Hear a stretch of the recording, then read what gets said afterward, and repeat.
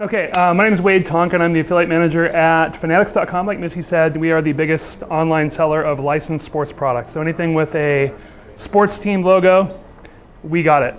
I think 214,000 SKUs as of this morning when I pushed my data feed up last. So look at a lot of affiliate applications. I've been doing this for a long time. I started doing affiliate marketing in 1999.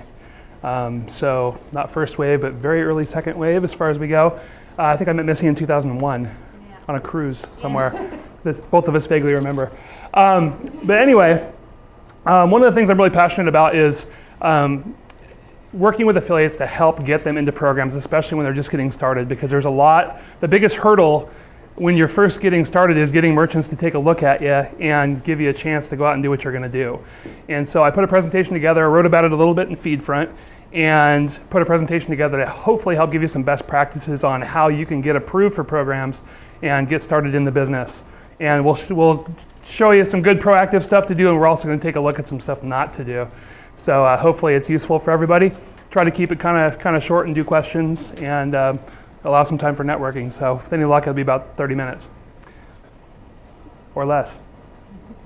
Okay, first off, views expressed are mine and mine alone. Every affiliate manager is completely different.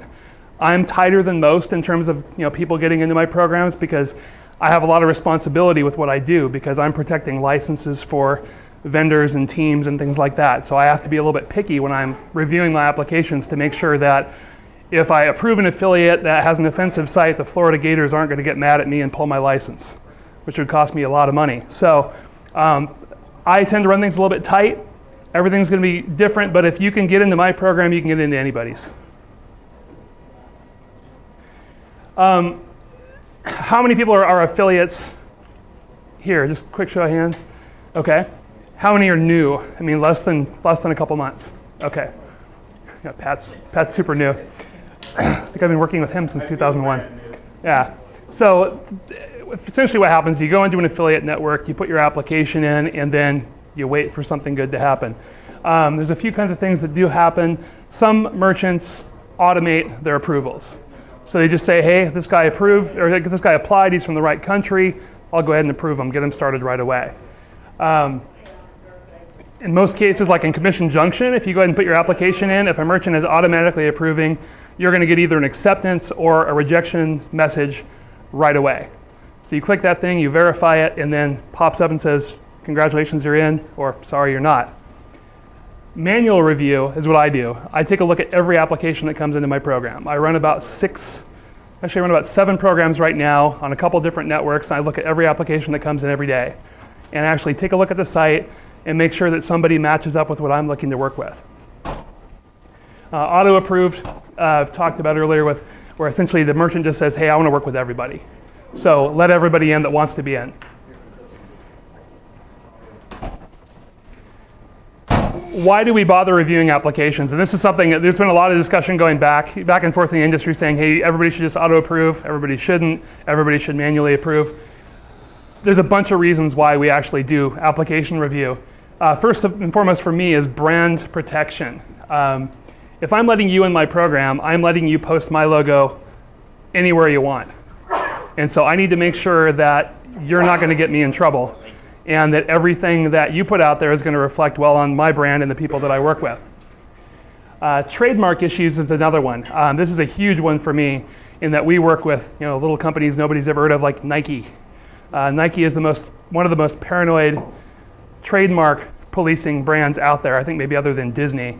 They're right up there. So if somebody is using their trademarks in the wrong way, or impersonating them, or doing anything that would negatively impact their brand, they're going to come back to me and talk to me about it. So I need to make sure that brands are being protected. There might be situations where the merchant doesn't work with certain kinds of affiliates. I am not taking on any new coupon affiliates. Just a decision my business made. We're happy with the ones we got. We're not taking any new ones on. So if somebody applies to my programs now with a coupon site, probably going to get a decline message from me unless there's something really special about them that I'm looking to take advantage of. In some cases, depending on what kind of programs you're working with, some programs like Weight Watchers doesn't like user-generated content. They don't want people faking up content, or they don't want people saying bad stuff about them, so they don't allow people that do reviews. which I think is a little silly, but everybody's got their things that they look for. Most recently, tax issues. I don't know if anybody's up to speed on what's going on, but there's a lot of madness going on in a bunch of different states where they're trying to say that if you have affiliates in this state, you need to be collecting sales tax in this state. So there's some merchants that will not take affiliates in California. There's some that won't take them from New York. And if it's one of these states that has an affiliate nexus tax, in a lot of cases, they're just turning the affiliates away because essentially it's something they're doing to protect themselves from having additional tax liability. Workload management. This is kind of a negative one for me. There's some managers out there that just don't like working with small guys. They like to really tightly police what they're doing. For me, I don't think that's the right way to go because everybody out there that is a big guy now was small at some point. Somebody gave them a chance, they did something unique, they got themselves picked up, and they were able to make some money with it. So some people are just use it to kind of watch the front door, keep their workload down, and it takes a little bit of work to get into those programs. And quality control. This is another big one for me. There's some kinds of sites out there that aren't good to work with. People that are using software tools to steal other people's commissions or to appropriate commissions or appropriate sales that were driven with another type of marketing. Toolbar guys, things like that. If you leave your program wide open on auto approve, anybody can get in, and that includes some of the guys that are not the sterling citizens of the business. So if you're, most of the good affiliate managers that I know that are experienced that have been doing this for a while, use that review as a front door to keep the bad guys out. And you as an affiliate, if you're seeing auto approve, in a lot of cases you need to be asking some questions. What are you doing to protect my commissions? Because if you're auto approving, there might be some questionable stuff going on.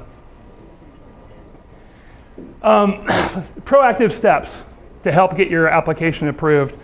This is a screenshot from Commission Junction. A lot of the networks have places where you can set up a network profile. The network profile is your friend. Use it. Make sure that you provide details on what live sites you plan to use and how you plan to market them.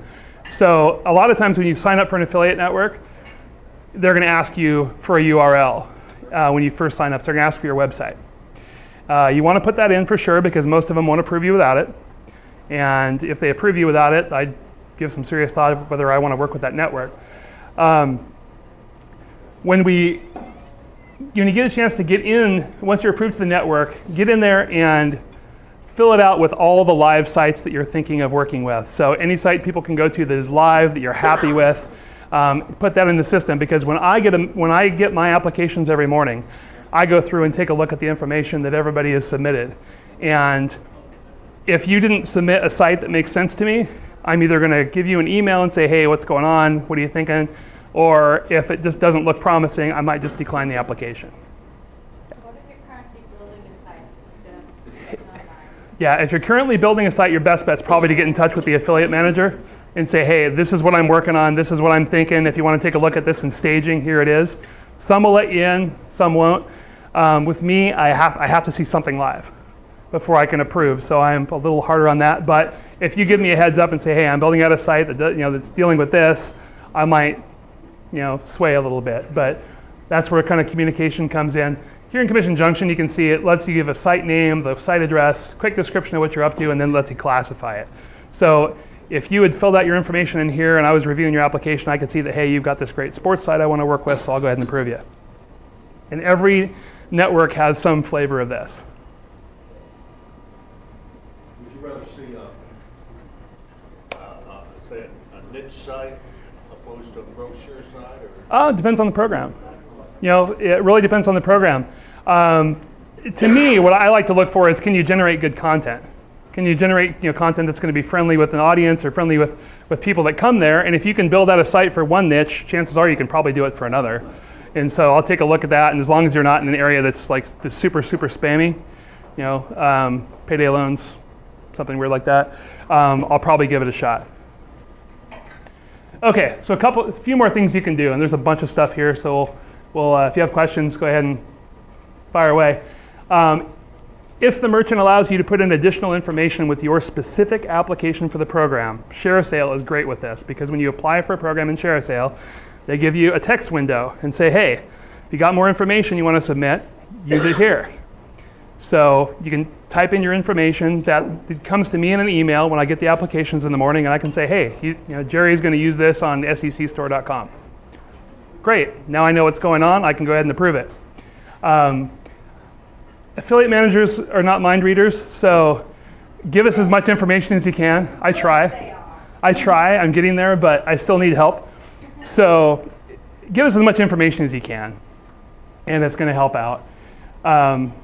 Especially, no. Especially if, like I said, if your profile doesn't have something that looks like a direct match, if you can give me additional information, that helps the cause a lot. This is one that might be controversial because there's some people that might not be into this, but be transparent. Some people are big into doing private domain registrations, which means that when I go and do a whois lookup on your site, it'll say, this domain is owned by domain proxy or privacy post. There's a bunch of different services out there that do this, but some merchants allow it, some merchants don't. For me, because I'm dealing with licensed stuff, I like to have a little bit deeper relationship with somebody. I like to know who they are, because if I have a problem with a brand, I need to be able to get a message to that person, and that usually requires having some kind of an email contact or a phone number. And if I can't find that, I'm at the very least going to give you a call and say, hey, I love your site, but here's a big if I got going on here. You've got private domain information, and you have no email address listed in the affiliate network, so how am I going to get in touch with you? If I can start up conversation with somebody and have some good, reliable contact information, I might be able to move forward. There are some people that, I know that a lot of feedback that I've got, there's a lot of women that might use privacy on their domains because they don't want people knowing, they don't want people to be able to track them down. Maybe they've got a, ex-husband or something like that. They don't want to be able to track it down. Maybe they have affiliate managers that drive them crazy. That could be. There's lots of reasons for it, but like I said, everything's got an exception. If you're going to use private hosting, just make sure that people can get a hold of you some way through the network. Check your network messages. Make sure that there's an email in the networks that will actually get to you, because there's nothing more frustrating than finding somebody that you really want to work with, but you can't do it because you can't verify who they are and you can't get a message through to them. This comes in big for me. I had a guy back a few months ago that was an affiliate in Texas. He had put up some really questionable code, was doing some really weird stuff that got the Dallas Cowboys ticked off at my company. When stuff like that happens, it needs to get resolved yesterday, because the Dallas Cowboys are the top selling sports franchise in America. And this guy had been approved before I got there. We couldn't get a hold of this guy at all. And meanwhile, he's out damaging our brand and got Jerry Jones and his lawyers ticked off at us. So at that point, we said, hey, from here on out, private domain registration is just not going to happen here, because we need to have a better level of contact and a better level of trust. I tell my affiliates everything I'm up to, and so it's great if you can do the same. At least give me a chance to be in touch. Content first. One thing that I see happening a lot of times when I get applications from people, especially that are new, is I'll get a website listed that's got a great domain and nothing but ads. Okay? You're wasting your time.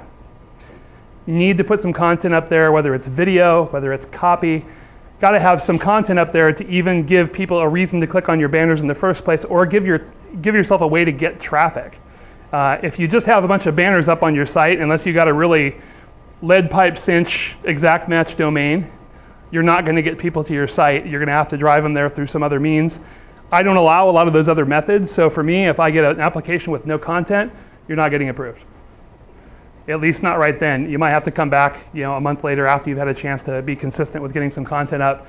And it's really, if you're really going to make money doing this, it's something you got to commit to. You got to be willing to sit down, for a month and just crank out a couple articles a day or maybe more. Write your own content. Don't use other people's content. Bringing in a feed from somebody else does not count as generating your own content. It's not unique. It's not yours. It's actually